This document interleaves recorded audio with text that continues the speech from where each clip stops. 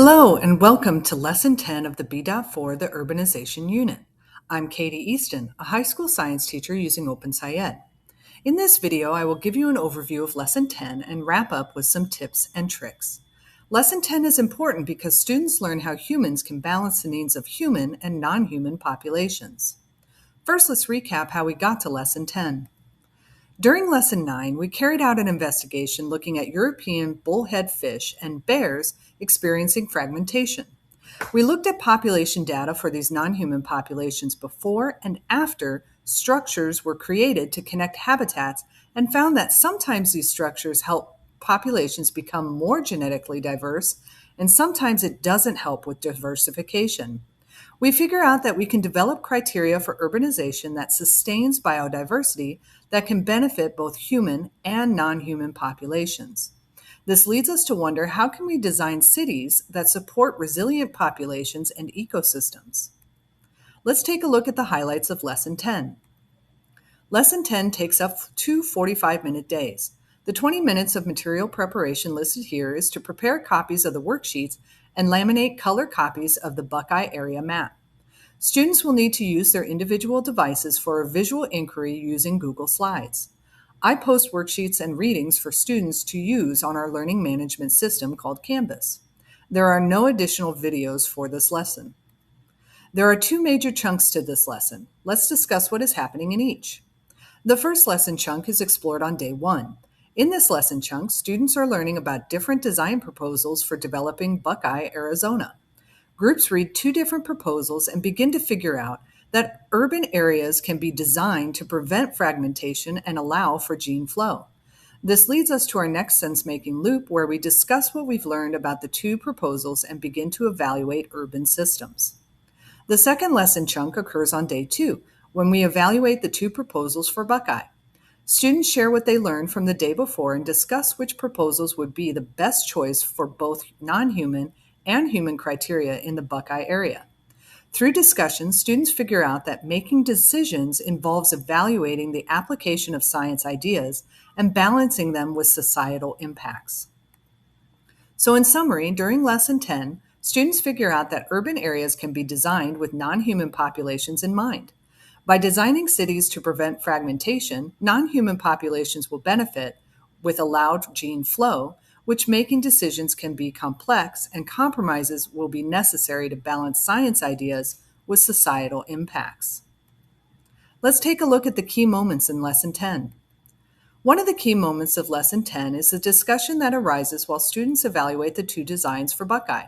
Students at this point have read through one of the 2 proposals and have shared with their groups to finish out Part 1 and 2 of the Buckeye Plan Evaluation Tool, and they've discussed Part 3. The main focus and key moment occurs as students start to individually answer Part 4 on their own. It is important to tell students that they will be able to revise their Part 4 response after a class discussion, but getting their initial ideas down for questions 5 and 6 is important before our consensus discussion.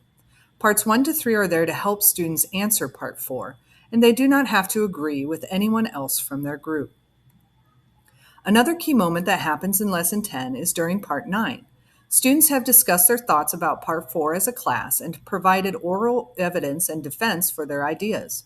Part 9 is important because it allows students either to change their minds and pick the alternate proposal and provide evidence for the design, or it allows students to present stronger evidence for their original choice that maybe they hadn't thought of originally. By allowing students to share their ideas and come to a class consensus, it puts more focus on the supporting evidence versus whether or not the student has the right answer. Part 5 of the Buckeye Plan Evaluation Tool is also an important component to this part of the lesson because it makes the science learning relevant to the student. Asking them to think of an area that is important to them and how they could protect the biodiversity of that area helps them to take ownership of their learning and apply what they're learning to something they are passionate about. At the end of Lesson 10, we introduce the transfer task to students. We have wrapped up Buckeye, Arizona, turned in our evaluation tools, and now have been asked to apply what we've learned to a new situation.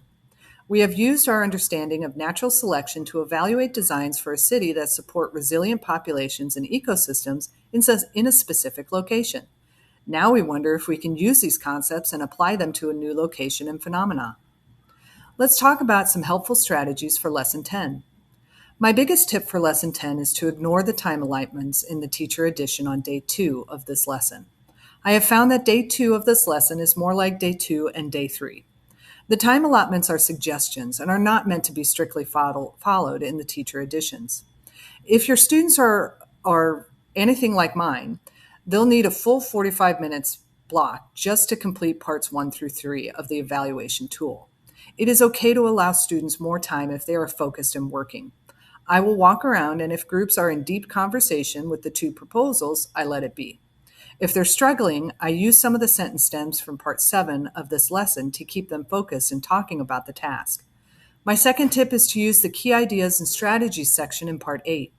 The prompts for discussion are super helpful, as well as getting students to take a stand for a specific proposal and provide the evidence to back up their decision.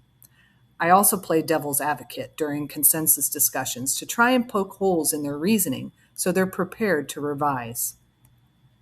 Grading always seems to be a hot topic: what to grade, how many points, etc. For this lesson, I focus on 3 questions from the Buckeye Design Evaluation Tool as my grade for this lesson. Although part 1 through 3 of the evaluation tool is group work, I still grade questions 3 and 4 for each individual on 3 points apiece. 1 point is for the discussing both Proposal 1 and Proposal 2 in their comparison. 1 point for discussing a science concept like predation or gene flow for the question 3, or cost or equitable housing for question 4. The final point is for their reasoning as to why they think one proposal is the best proposal in each case. Question 5 is the major focus for my grading. They use those rubrics that are provided in the answer key, but I typically assign 4 to 5 points for this question. 2 points are strictly that they use 2 pieces of evidence for supporting their thinking. We do not construct any words in Lesson 10, but we do encounter washes and floodways in the Buckeye development plans. In Lesson 10, we do not use anything developed in previous lessons, and we do not create any new materials. Well, this is Lesson 10 in a nutshell. I hope you have find this helpful and join us again for Lesson 11 of the Urbanization Unit, where students are introduced to a transfer task about bananas. Thank you.